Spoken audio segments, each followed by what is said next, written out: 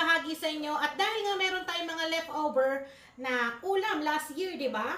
Aminin nyo, meron pa kayong mga salad dyan. O meron pa kayo dyan mga buko pandan at spaghetti pababa. Charis. So ngayon nga, dahil may leftover kami na lechon. San ka, di ba? May palechon pa tayo. So dahil nga, syempre, di ba, normal na ginagawa lechon paksi or kung ano man. Meron din, pwede rin Shanghai. At dahil nga, gusto nila, pancit. Sabi ko, di gawin nating sotanghon. Ayan, with lechon. Kaya naman, para mas exciting at mas sumarap, gawa natin ang paraan niyan. Samahan pa ng mainit na monay. Talaga namang kahit walang kanin, di ba? Eto lang. Solve ka na. Kaya naman, tara na, umpisa na natin. At dahil frozen tong ating lechon, tanggalin ko muna yung kanyang pagkalamig para mas-slice natin. Nahirapan ako dahil tumigas. So, yan, natatanggal-tanggal na yung kanyang pagkatigas. I-fry pa natin ang bahagya para po lumutong yung kanyang pinakabalat. Saka ko hihiwain ng maliliit yung laman. Ito yung tira sa aking lechon belly, mga manay. Bali, ano to tatlong hiwa, tatlong slice. Kailangan ko yung apoy para hindi naman masunog. Ang bango. Ngayon, okay na yata to siguro. Siguro talaga Kasi luto naman na itong ating belly. So, ang gagawin ko, slice ko lang to, pero itong balat, hihiwalay natin yan. So, patayin ko na yung kalan. Slice ko na to. So, ngayon tapos na akong mag-cut ng ating lechon belly, mga manay. So, pwede na tayong magluto ng ating sotanghon with lechon. Siyempre, gagamitin ko yung nagmamaganda kong non-stick pan. So, papainitin lang natin yan bago tayo maglalagay ng ating mantika. Dahil lagyan na natin ng konting oil lang. Konti lang. Mga 2 tablespoon, mga manay. At ilalagay na natin ang ating igigisa. Bawang ang unahin. Pero hindi. Sarili daw ang unahin. So, ila-light brown muna natin to bago natin isunod yung sibuyas. Ayan, mabango na. Lagyan natin ng maraming sibuyas. Lumalabas pa. Gisa-gisahin lang natin para lumabas din yung aroma ng sibuyas.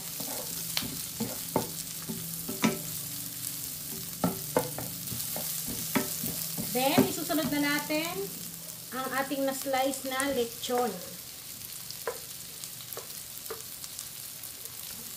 Yan, pati yung balat, isama na natin. Dahil may timpla na tong lechon, mga manay, hindi na natin kailangan ilagyan ng asin. Kasi may alat na yung ating lechon. Pero kung normal na pork, chicken, ang inyong gagamitin, yung fresh, maglagay kayo ng asin or depende sa inyo. Kasi ako sa pancit talaga hindi ako naglalagay ng asin, mga manay. Patis, ang aking pampalasa at soy sauce. So maglalagay ako ng pamintang pino.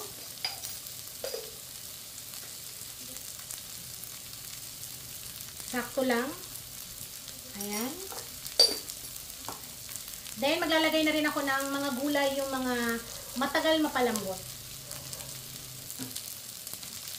So, ilalagay ko yung carrot.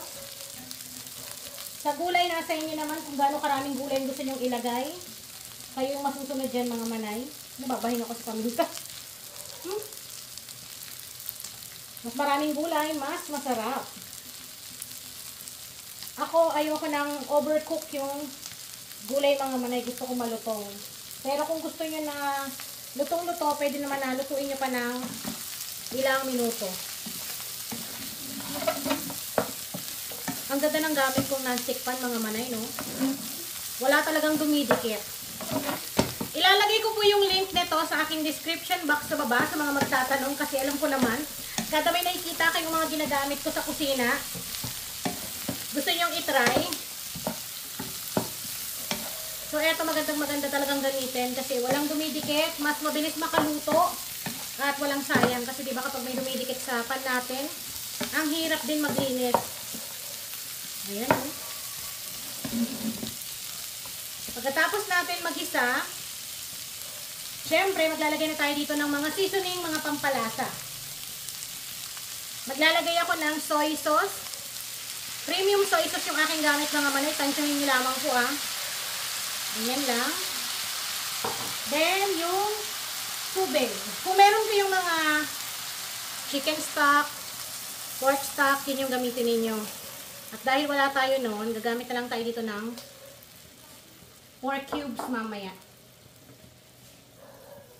Halu-haluin muna natin. Then, tatakpan natin yan. Hihintayin natin yan na kumulo. Mga ilang minuto lang mga manay.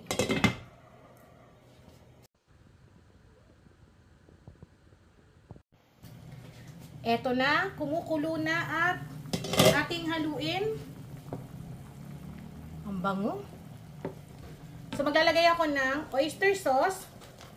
Isang pakete lang na maliit mga manay. Ito po ay optional. Pwede kayong gumamit ng mga pampalasa na nais ninyo. At isang pirasong pork cubes. Then haluin natin para matunaw. Tapos mag-add tayo dito ng tubig dahil yung ating sotanghon, sisip-sip pa yan ng ating tubig. Para naman hindi dry yung ating sotanghon. Ang bango na oh. So mag-add ako ng 600 ml ng tubig. Kanina 1 liter. So 1.6 liter na yung ating nilagay. Then pakuluan ko pa. Pero hindi ko natatakpan. Ganyan na lang. Hintay lang natin na kumulo, tapos saka natin ilalagay yung mga gulay na natira at yung sotanghon. So, kumukulo na, ilalagay na natin tong sotanghon. 4 na piraso tong ilalagay ko mga manay.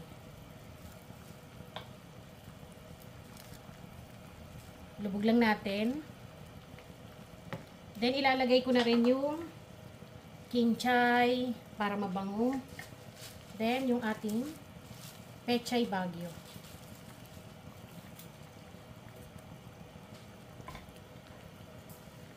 Meron din tayo ditong red bell pepper kasi meron akong natira sa rep at malambot na kaysa mabulok eh, sayang naman. Ay, tas halu-haluin natin.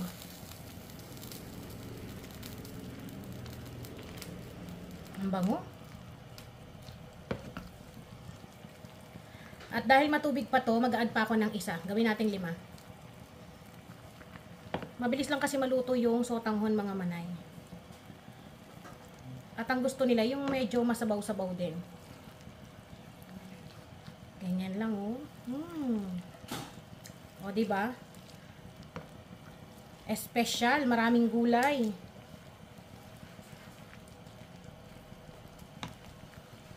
Hinaan nyo na rin yung apoy mga manay kasi para hindi naman ma-overcook yung ating gulay. Maluto lang yung ating sotanghon sa init. Kasi yung sotanghon mabilis lang yan mapalambot. Ayan o. Then mapapansin nyo yan pagkalipas lang ng ilang minuto, yung kanyang sabaw, masisip-sip yan ng ating sotanghon. Para hindi lang dry. Pero kung gusto nyo talaga yung tuyot na tuyot, gawin yung 6 yung sotanghon na ilalagay ninyo. Siyempre, titikman din natin. Para kung mag-a-adjust pa tayo, magdadagdag ba tayo. Tikman natin. Tikman natin yung timpla natin. Sakto na. Wala nang idadagdag. Para pwede mong papakin, pwede mo rin ulamin. Pero depende pa rin yan sa inyo. Sabi ko nga, hindi tayo pare-paras ng timpla. Kaya kayo na lang po yung mag-adjust. Ilalagay ko yung kumpletong sangkap na ginamit ko rito. Para po sa mga gustong mag-try.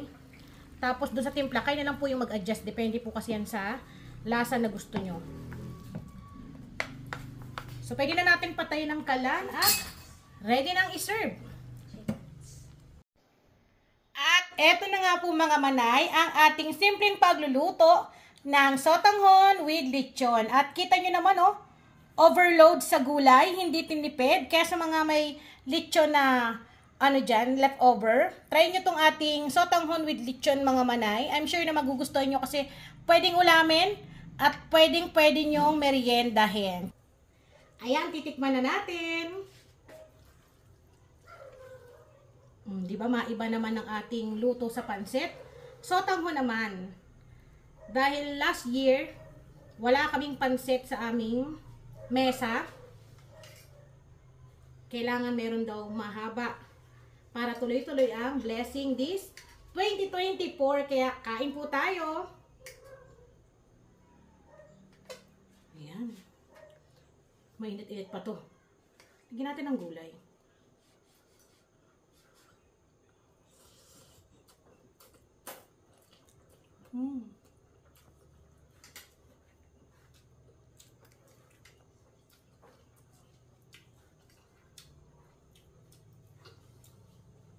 Ang sarap ng timpla. Ang sarap ng lechon sa pancit mga manay, promise. Para maiba naman. Kung nananawa na kayo sa paksiw, ihalo nyo sa pancit.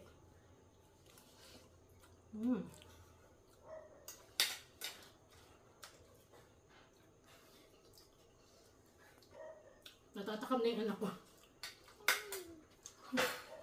So, ayan mga manay. Muli ako po ang inyong madiscarding nanay. Maraming salamat po sa inyong panonood. At sana kahit mahaba-haba itong video natin ha, hindi kayo naumay dahil sa 2024, mag-iingay pa rin. So, magkita-kita po ulit tayo sa susunod. Paalam!